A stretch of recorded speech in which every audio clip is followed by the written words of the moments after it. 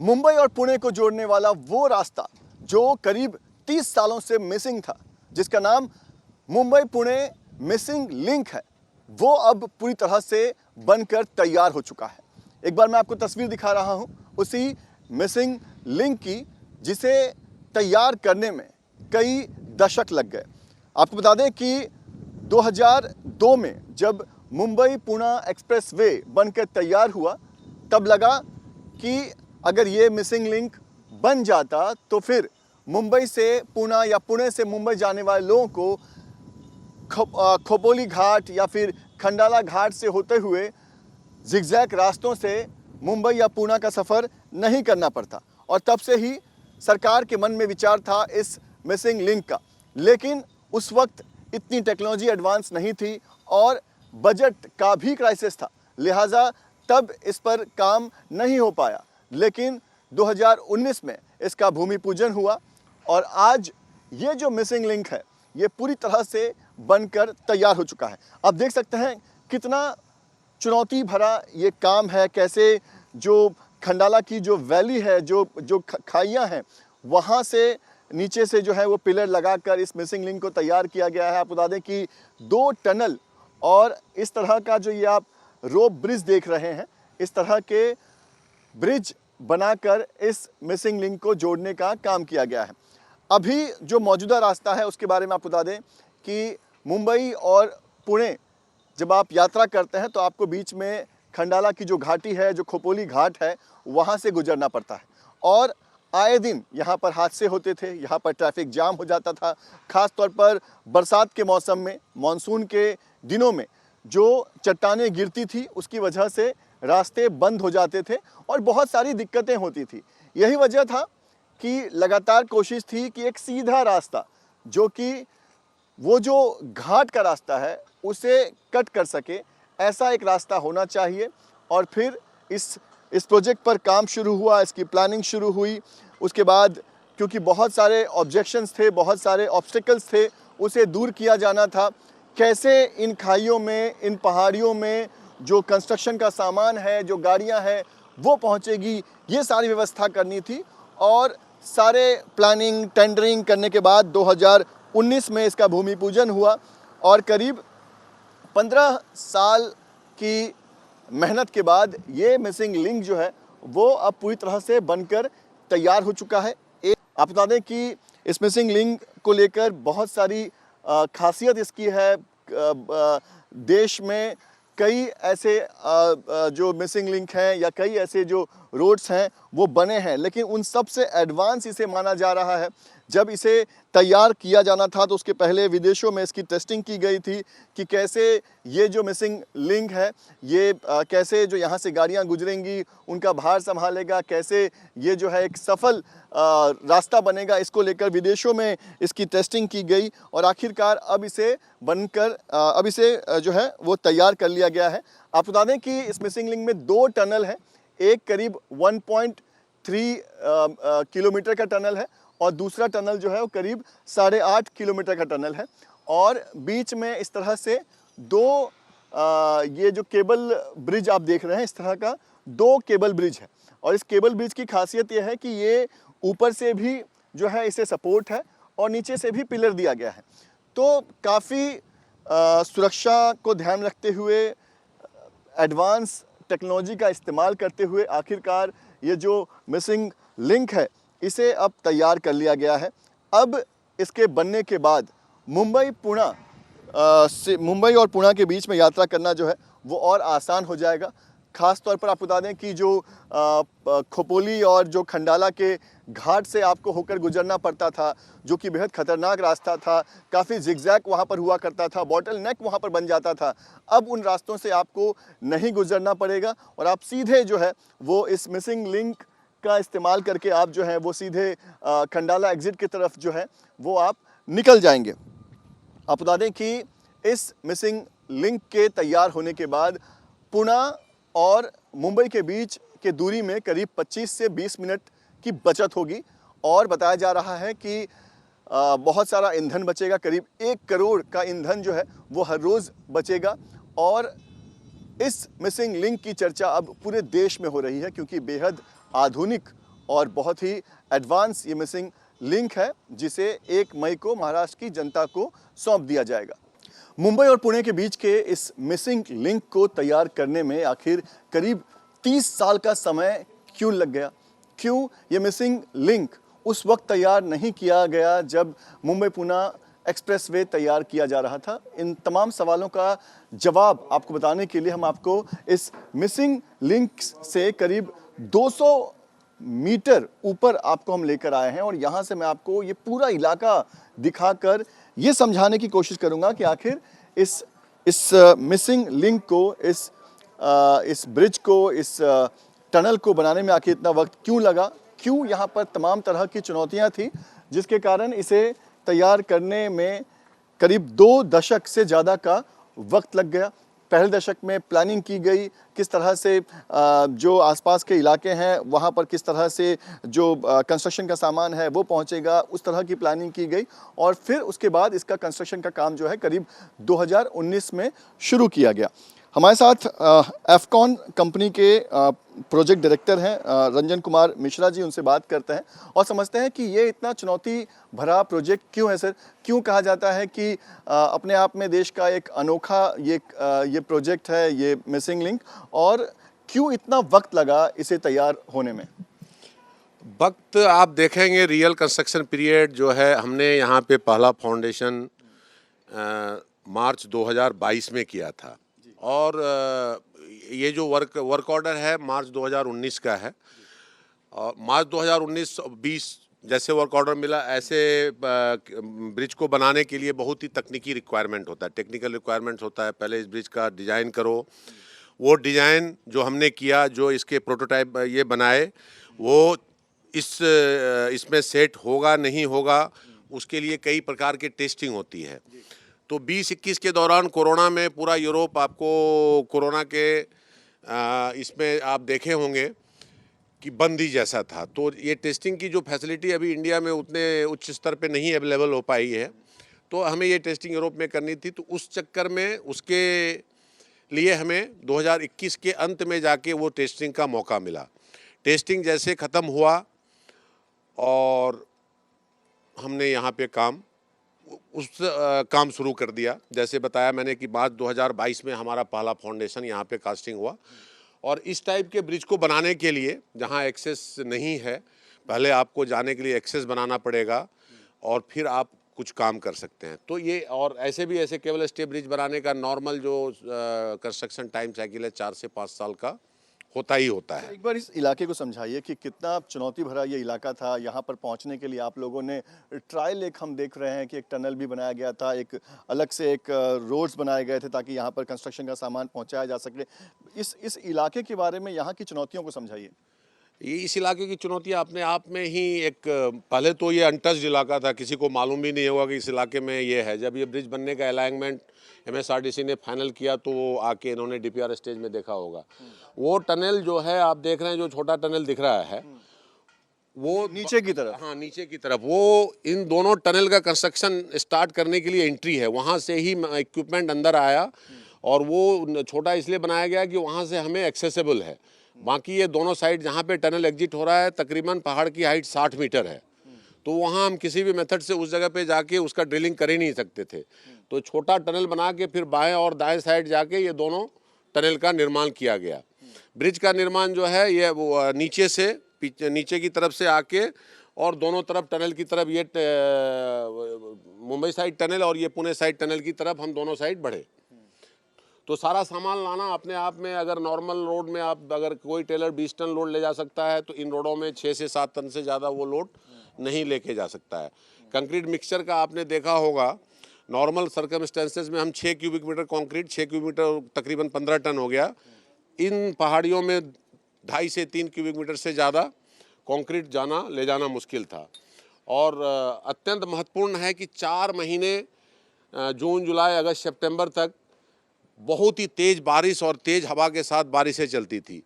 अभी जिस यहाँ पे जो हम पैलोन के ऊपर खड़े हैं, और जिस मशीनरी टावर क्रेन के द्वारा आए, ये टावर क्रेन को भी कभी कभी हमें बंद करना पड़ जाता था, क्योंकि उस हवा और फॉग की वजह से इनको, ऑपरेटर को भी नहीं दिखाई पड़ता, इसको चलाना भी मुश्किल। तो 4 महीने का कार्यकाल नगण्य जैसा ही होता था।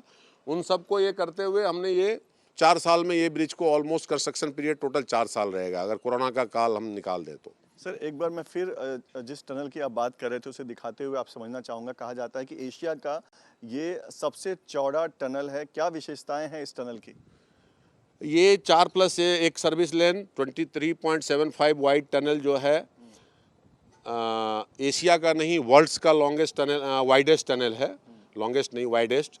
और कल इसको गिनीज बुक में इसका ये आ गया है कि इन्होंने दर्ज हो गया है कि ये one of the widest tunnel है। तो जैसे आप देख रहे हैं कि फ्यूचर का पकड़ के इसमें 4 मेन लेन और 1 सर्विस लेन का यहाँ पे निर्माण कराया गया है कि भविष्य में अगर कुछ गाड़ियों की बढ़ोतरी भी होती है, कार की संख्या या गाड़ियों की संख्या बढ़ भी जाती है, तो ये रोड फिर अपूर्ण ना रहे। अब एक सवाल सर ये कि क्योंकि आपने कहा कि ये बड़ा ही अनटच ये एरिया रहा और जो मुंबई पुणे हाईवे है, मुंबई पुणे हाईवे को सर बड़ा ही बिजी रास्ता माना जाता है। तो मैं आपसे समझना चाहूँगा सर कि ये जो रास्ता बना हुआ है, ये जो हम देख रहे हैं कि केबल रोड जो हम देख पा रहे हैं, ये कितना दमदार है, कितनी गाड़ियाँ यहाँ से गुजर पाएंगी, कितने समय तक जो है वो ये चलता रहेगा, इसकी जानकारी अगर आप दे सकें। ये पूरी तरह जो हाईएस्ट लोडिंग का जो अपना इंडियन कोर्ट्स में जो हाईएस्ट लोडिंग का ये जो हमें दिया गया है हाईएस्ट कोर्ट के हिसाब से, वो पूरा कंसीडर करके पूरी तरह हर एक क्षमता के वाहन को ये कैरी करने के लिए कैपेबल है। और अभी जो मुंबई पुणे का जो ट्रैफिक है उससे 2 गुना वॉल्यूम तक के ट्रैफिक को भी ये कैटर कर लेगा, इतनी क्षमता से ये बनाई गई है। बिल्कुल, तो फ्यूचर को ध्यान में रखते हुए जो है वो इस मिसिंग लिंक को तैयार किया गया है कि आने वाले दिनों में गाड़ियों की संख्या बढ़ेगी, उसे ध्यान में रखते हुए इसे तैयार किया गया। आप देख सकते हैं कि 4 लेन के अलावा एक एक्स्ट्रा लेन जो है सर्विस लेन बनाया गया है ताकि इन केस कोई गाड़ी अगर ख़राब हो जाती है, बंद पड़ जाती है, तो उसे जो है वो वहाँ पर ठहराया जा सके। और आपको बता दें कि जैसा कि बता रहे थे जो प्रोजेक्ट डायरेक्टर हैं यहाँ के, बता रहे थे कि ये एक अनटच इलाका था, यहाँ पर कोई रोड बनेगा, कोई टनल बनेगा, ये किसी की कल्पना में भी नहीं था। और आखिरकार लंबे वक्त के इंतज़ार के बाद, बहुत सारा R&D करने के बाद, बहुत सारा प्लानिंग, और जैसा कि हम देख पा रहे हैं कि यहाँ तक कैसे कंस्ट्रक्शन का सामान पहुँचेगा, इस तरह की तमाम तैयारियों के बाद ये काम शुरू हुआ और अब ये पूरी तरह से बनकर तैयार है। आपको बता दें कि जो मुंबई पुणे एक्सप्रेसवे है उसकी कुल जो लंबाई है वो करीब 95 किलोमीटर के आसपास है और ये 13 किलोमीटर जो है वो मिसिंग था। और ये 13 किलोमीटर तय करने के लिए लोगों को घुमावदार रास्ता, जो जिगजैग रास्ता है, जो कि खोपोली और खंडाला के घाटियों का जो रास्ता है उससे होकर गुजरना पड़ता था और एक बॉटल नेक जैसा तैयार हो जाता था। गाड़ियां स्लो पड़ जाती थी क्योंकि काफ़ी चढ़ान था, बहुत सारे जो है वो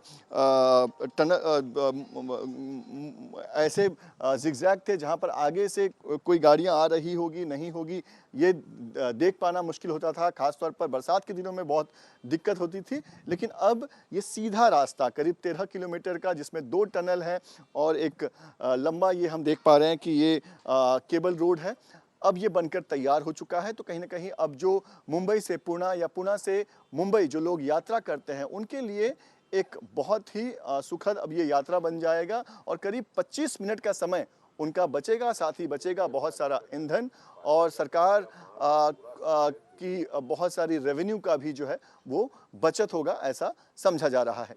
मुंबई पुणे के बीच का 13 किलोमीटर लंबा मिसिंग लिंक जो अब तक मिसिंग था, अब उसे पूरा कर लिया गया है और ये मिसिंग लिंक अब बनकर तैयार हो चुका है। और तैयार होने के साथ ही ये जो मिसिंग लिंक है ये अपने नाम कई सारे उपलब्धियां जो है वो दर्ज करवा चुका है। और सबसे बड़ी उपलब्धि है ये टनल, जिसका नाम Guinness book of world record में दर्ज हो चुका है। आखिर क्या कुछ खासियत है, कैसे इसे बनाया गया, क्या कुछ चुनौतियां रही इसे पूरा करने में, इस पर बात करने के लिए हमारे साथ अनिल गायकवाड़ साहब हैं जो कि मैनेजिंग डायरेक्टर हैं MSRDC की, साथ ही वाइस चेयरमैन हैं, उनसे बात करते हैं। सर, सबसे पहले तो बहुत बहुत बधाई आपको, इस तरह का एक नायाब जिसकी चर्चा पूरी दुनिया में हो रही है, आप लोगों ने इसको तैयार किया। और सर सबसे पहले तो ये जानना चाहेंगे कि तैयार होने के साथ ही गिनीज बुक में इसका नाम दर्ज हो चुका है, वो क्या खासियत है जिसकी वजह से ये सामने आया? ये दुनिया का सबसे वाइड टनल है, अंडरग्राउंड टनल है, और Guinness book of world record ने इसे कंफर्म किया है कि this is the widest tunnel of the world, underground tunnel. So wide होने की वजह से ये Guinness book of world records में गया है। सर ये टनल जो है इन दिनों आप सोशल मीडिया पे ढूंढेंगे तो पूरा समय आपको इस टनल की चर्चा दिखाई देगी, हर तरफ इसकी चर्चा हो रही है, एक अजूबा की तरह लोग इसे देख रहे हैं। सर आपसे जानना चाहूँगा, इसके नाम को लेकर ना लोग थोड़ा हैरान होते हैं कि मिसिंग लिंक, ये नाम क्यों दिया गया है, ये आप लोगों को समझा दीजिए। यानी कैसा है कि 1996-97 में मुंबई पुणे एक्सप्रेस वे की प्लानिंग हुई थी। मुंबई पुणे एक्सप्रेस वे निर्माण करने का प्लान 96-97 का है, और उस समय भी ये लिंक का प्लानिंग था। मीन्स जो अलाइनमेंट फाइनल की गई थी उसमें ये लिंक भी थी, लेकिन ये 13.3 किलोमीटर की लिंक जो थी technically challenging, environmental point of challenging and ज़्यादा कॉस्टलियर ऐसी लगी वो समय 1996-97 में गवर्नमेंट को। सो दैट टाइम उन्होंने डिसीजन लिया कि ये मिसिंग लिंक हम बाद में करेंगे। तो उससे पहले फिर कॉमन लेन थी पुराने हाईवे की, जो पुराना हाईवे NH4 है मुंबई पुणे कनेक्ट करने वाला। सो वो पुराने हाईवे की जो 19 किलोमीटर की लेंथ थी उसको चौड़ा करने का निर्णय हो गया। सो उसको 3+3 किया गया, और पुराने हाईवे की जो ओरिजिनल ट्रैफिक थी और एक्सप्रेसवे की ट्रैफिक, ये दोनों ट्रैफिक वहाँ 19 किलोमीटर में कॉमन जाती थी वो। और ये मिसिंग लिंक फिर 2002 के बाद अब तक नहीं हुई थी। 2018 में गवर्नमेंट ऑफ महाराष्ट्र ने इसका डिसीजन लिया। 2018 में माननीय देवेंद्र जी फडणवीस सर तब मुख्यमंत्री थे। सो उन्होंने निर्णय लिया कि ये मिसिंग लिंक होना चाहिए। माननीय एकनाथ जी शिंदे साहब हमारे विभाग के मंत्री थे, दोनों ने निर्णय लिया कि मिसिंग लिंक होना चाहिए, और उसका अप्रूवल हुआ 2018 में। और देन 2019 से ये काम शुरू हुआ, लेकिन शुरू के काल में वहाँ कोविड होने की वजह से कुछ फॉरेस्ट के इश्यूज़ थे, कुछ लैंड्स के इश्यूज़ थे, उसकी वजह से ये काम एक्चुअली टनल का काम 2021 में शुरू हुआ। और वायाडक्ट जो है, जो सबसे ऊंचा रोड का ब्रिज है इंडिया का, वो वायाडक्ट का जो काम है वो 2022 में हुआ। से बड़ा चैलेंजिंग काम रहा इसे पूरा करना, और जैसा आप बता रहे हैं करीब 15 साल लोगों ने इंतज़ार किया है, या फिर कह सकते हैं उसके पहले भी जो प्लानिंग हो रही थी जब ये चर्चा में आया था, तो करीब 25-30 साल से लोगों को इस मिसिंग लिंक के पूरा होने का इंतज़ार था। अब जब ये पूरा हो चुका है सर, लोगों को कैसे इसका फ़ायदा मिलेगा? ख़ास तौर पर जो घाट के रास्ते से लोग जाते थे, वहाँ कैसे हम देखते थे कि मुंबई पुणे हाईवे पर आए दिन एक्सीडेंट्स के खबर हमें आते थे, तो लोगों को कैसे फ़ायदा होगा, ईंधन कैसे बचेगा, सेफ्टी कैसे रहेगी, उसके बारे में बताइए। ये देखो, यहाँ से मुंबई पुणे एक्सप्रेसवे का अभी टोटल ट्रैफिक 1.5 लाख से ज़्यादा है। हाँ, 1.5 लाख से ज़्यादा व्हीकल्स ये मुंबई पुणे एक्सप्रेसवे पर अप्लाई होते हैं। उसमें से more than 60% traffic light vehicle की है, और 10 to 15% ट्रैफिक बसेस की है। So light vehicles and buses का ट्रैफिक मिला के 75% ट्रैफिक है। सो पहले फेज़ में हाईवे पुलिस है, RTO है, MSRTC है, इन्होंने सभी ने यूनानिमसली एक डिसीजन लिया कि यहाँ से पहले फेज़ में 6 महीने में only light vehicles and buses की ट्रैफिक अलाउ की जाए। तो पहले 6 महीने में 75% ट्रैफिक जो है ना, ये मिसिंग लिंक से जाएगी, और ये मिसिंग लिंक की वजह से जो डिस्टेंस है मुंबई पुणे का वो 6 किलोमीटर से कम होगा। जो 19 किलोमीटर कॉमन लेंथ थी उसके बजाय अभी ये 13.3 किलोमीटर का हाईवे है, एक्सप्रेसवे है, और यहाँ से ट्रैफिक जाएगी तो 6 किलोमीटर से डिस्टेंस कम हो गया। दूसरा ऐसा है कि टाइम की बचत होगी। पुराने 19 किलोमीटर में 13 कर्व्स थे, 13 कर्व्स, और 40 मीटर डाया से लेके 250 मीटर डाया तक के 13 कर्व्स थे। वहाँ स्टीप स्लोप्स थे, मैक्सिमम स्लोप 8% तक का ग्रेड था ऐसा रोड का। सो वो सबसे अभी छूट मिलेगी। ये तो स्ट्रेट कॉरिडोर है 13.3 किलोमीटर का। यहाँ का ग्रेड जो है टनल में 3% का ग्रेड है, ब्रिज पर 3.5% का ग्रेड है। सो ये 3.5% के ग्रेड से यहाँ से जब ये व्हीकल निकलेंगे तो 13.3 किलोमीटर का डिस्टेंस जो है, यहाँ लाइट व्हीकल के लिए 100 का स्पीड अलाउड है टनल से, बसेस के लिए 80 किलोमीटर का स्पीड अलाउड है। तो 13 किलोमीटर डिस्टेंस पूरा करने के लिए ज़्यादा से ज़्यादा 8 to 9 मिनट्स, और 10 मिनट्स के अंदर बसेस यहाँ से निकल जाएंगी। सो ये सब पैसेंजर्स के लिए जो अभी लाइट व्हीकल से ट्रैवल करने वाले हैं, बसेस से ट्रैवल करने के लिए इनके लिए काफ़ी सुविधा हो गई है। समय पता है क्योंकि 2 दिन बाद इसका इनॉग्रेशन होने वाला है, आप बहुत बिजी हैं, लेकिन मैं एक सवाल ये ज़रूर पूछूंगा आपसे। आपने देवेंद्र फडणवीस महाराष्ट्र के मुख्यमंत्री का नाम लिया, आपने एकनाथ शिंदे साहब का नाम लिया जो इस वक्त डिप्टी सीएम है। सर 2019 में इसका भूमि पूजन हुआ और अब इसका उद्घाटन करने का मौका भी सीएम देवेंद्र फडणवीस उनको मिलने जा रहा है। क्योंकि बीच में काफ़ी उतार चढ़ाव रहा, तो पॉलिटिकल विलनेस कितना इम्पॉर्टेंट है इस तरह के प्रोजेक्ट को पूरा करने के लिए, और पॉलिटिकल सपोर्ट कितना रहा, सरकार का सपोर्ट कितना रहा आप लोगों पर? देखो, समृद्धि महामार्ग जैसा बड़ा प्रोजेक्ट है, वो इंडिया का सबसे लंबा एक्सप्रेसवे है समृद्धि महामार्ग, वो प्रोजेक्ट है। मिसिंग लिंक प्रोजेक्ट है, बड़ा प्रोजेक्ट है। सी लिंक भी प्रोजेक्ट का हमारा काम शुरू है। या आने वाले समय में अभी नेक्स्ट ड्रीम प्रोजेक्ट है हमारे ऑनरेबल सीएम सर का, शक्तिपीठ महामार्ग। सो ये सब प्रोजेक्ट, बड़े प्रोजेक्ट शुरू करने के लिए a strong political will is required. जब तक स्ट्रॉन्ग पॉलिटिकल विल नहीं रहती, ऐसे बड़े प्रोजेक्ट हम हाथ में नहीं ले सकते, हो नहीं सकते।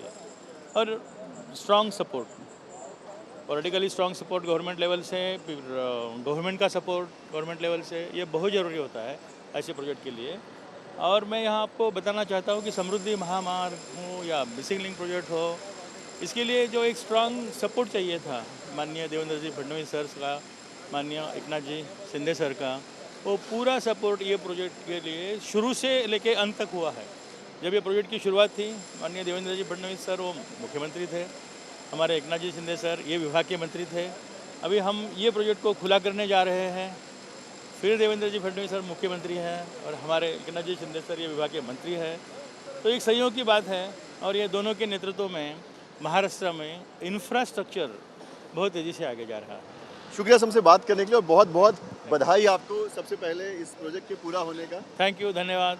Thank you. तो जैसा कि सर बता रहे हैं कि स्ट्रॉन्ग पॉलिटिकल विलनेस बहुत ज़रूरी है किसी भी बड़े प्रोजेक्ट को पूरा करने के लिए। आप बता दें कि 2018 में जब महाराष्ट्र के मुख्यमंत्री देवेंद्र फडणवीस थे, तब उन्होंने कहा था कि मिसिंग लिंक को पूरा होना ही होगा। सह्याद्री के पहाड़ियों को गोवा पुणे जाने के लिए रास्ता देना होगा, और उसके बाद ही टेंडरिंग का काम शुरू हुआ, उसके बाद ही कंस्ट्रक्शन का काम जो है वो शुरू हुआ। उसके बाद महाराष्ट्र की राजनीति में कई उतार चढ़ाव देखे गए, लेकिन आखिरकार अब महाराष्ट्र के मुख्यमंत्री एक बार फिर से देवेंद्र फडणवीस हैं, और उनके नेतृत्व में ही अब ये जो मिसिंग लिंक है इसे महाराष्ट्र की जनता को सौंपा जाएगा। वीडियो जर्नलिस्ट कामेश हल्दे के साथ पंकज मिश्रा, न्यूज़ नेशन, पुणे। अब से डीडी फ्री डिश की चैनल नंबर 57 पर देखिए न्यूज़ नेशन।